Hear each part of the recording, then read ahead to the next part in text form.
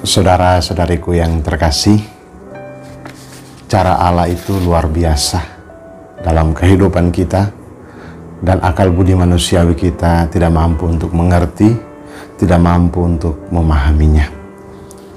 Karya-karya yang sulit itu untuk dimengerti oleh akal manusiawi, tetapi kita bisa mengertinya dalam iman. Orang akan bertanya, kenapa kunci surga ada pada Petrus, bukan pada murid yang lain?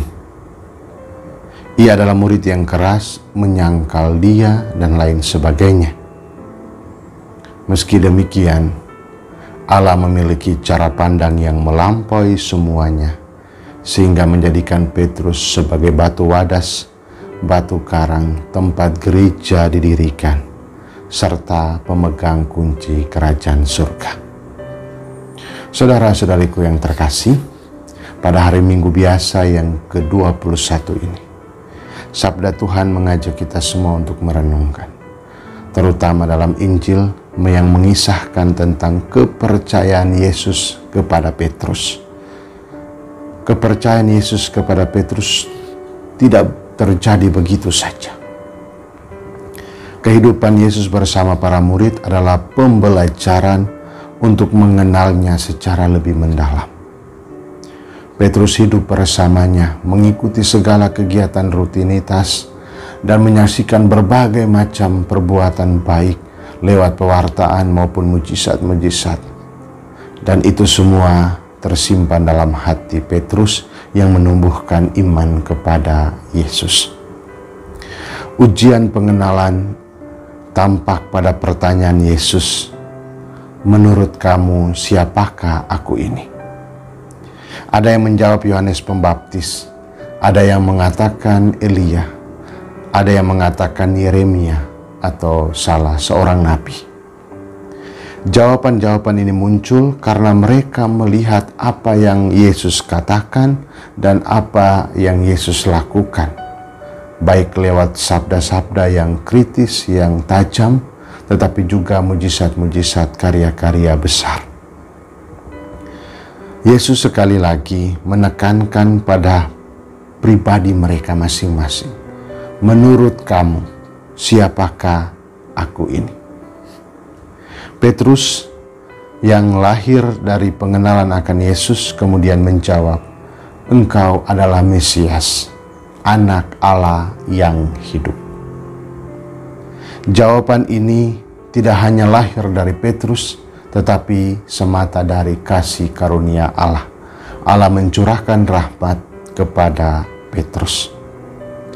Pengenalan ini atau jawaban Petrus ini mendapat apresiasi dan pengakuan dari Yesus, dan sekaligus memberi perutusan dengan segala konsekuensinya.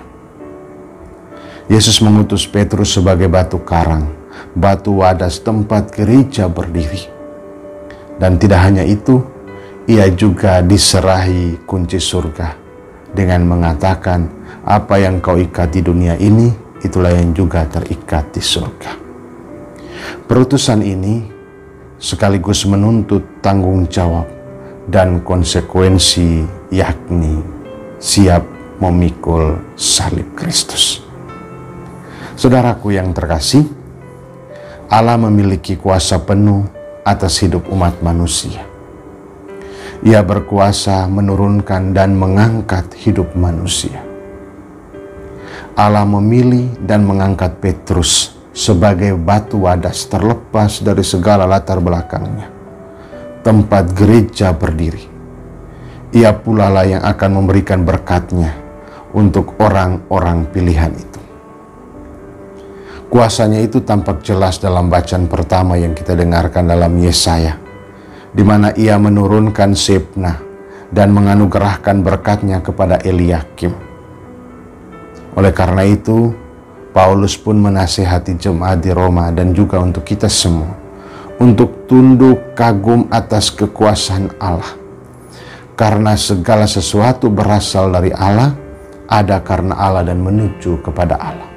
Segala pengetahuan kemampuan kita hanyalah hal yang kecil atau tidak ada apa-apanya di hadapan Allah.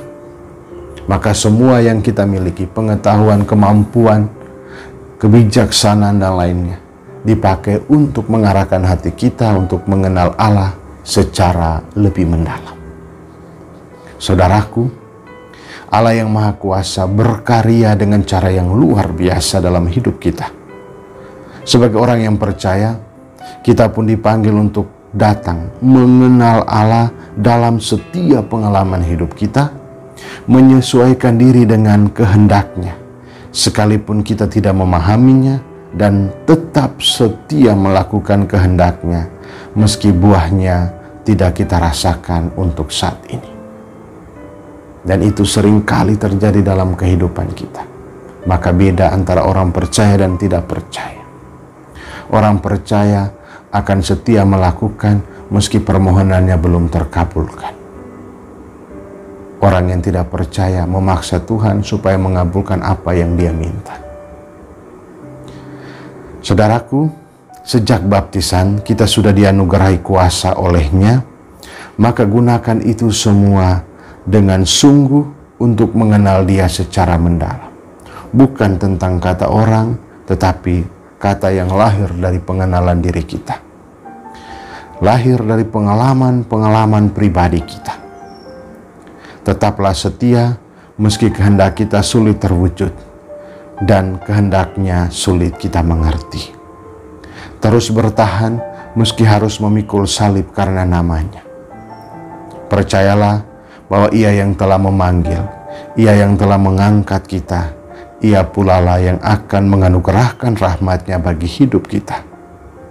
Orang yang mengenal Allah dengan sungguh dan setia dalam perutusan, maka ia sedang mendapat kunci kebaikan, kunci cinta, dan kunci damai serta lainnya di dalam kehidupan yang berasal dari Allah. Semoga rahmat Tuhan memberkati kita semua, Bapa dan Putra dan Roh Kudus. Amin.